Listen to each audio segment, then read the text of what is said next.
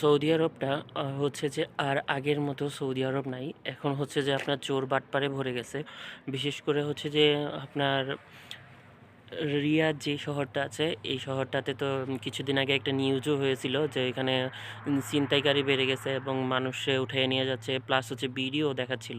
তো আসলে এখন মানে সৌদি আরবটা বাংলাদেশের ইয়েতে এসে বাঙালিরা পুরোই হচ্ছে যে এখন পাগলের মতো হয়ে গেছে। এখন বাঙালিরা নিজেরাই নিজেদেরকে কিডন্যাপ করে নিয়ে যাইতেছে, এরকম একটা অবস্থা। তো আগে যেই সৌদি আরব ছিল সেখানে হচ্ছে যে অনেক ছিল। এখন যেরকম একটা পরিস্থিতিতে আছে সবাই মনে হচ্ছে আতঙ্কে আছে। আর বিশেষ করে হচ্ছে যে রিয়াদ, রিয়াদ শহরটা যদি মানে আপনি যদি যান তাহলে দেখে বুঝতে পারবেন যে আসলে সেটা আর আগের মতো নাই। এটা হচ্ছে যে এখন পুরো এই যে বাংলাদেশে ঢাকার মধ্যে যে গুলিস্তানের যে ইয়েটা আছে না, সেরকম হয়ে গেছে।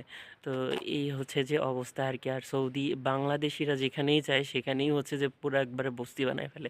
তো এখন রিয়াদ শহরটাও এখন সেম অবস্থা হয়ে গেছে আর কি। আর ওই জায়গাতে এখন চুরি ডাকাতি মানে আপনার ছিনতাই ওইটাও বেশি হয়। সেই জন্য যারা হচ্ছে যে নতুন আসেন তারা একটু দেখে শুনে চলাফেরা করবেন।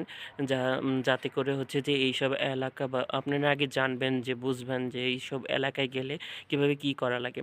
রাস্তায়ও যদি আপনি যান বা রাস্তাও পারাপার হন, তাহলে ফোনটাকে সাবধানে রাখবেন যাতে করে হচ্ছে যে আপনার এইসব চোর বাটপারদের হাত থেকে নিজেকে সেভ করতে পারেন বা আপনার নিজের মানে জানমাল হেফাজত করে রাখতে পারেন আর কি। তো সবাইকে ধন্যবাদ।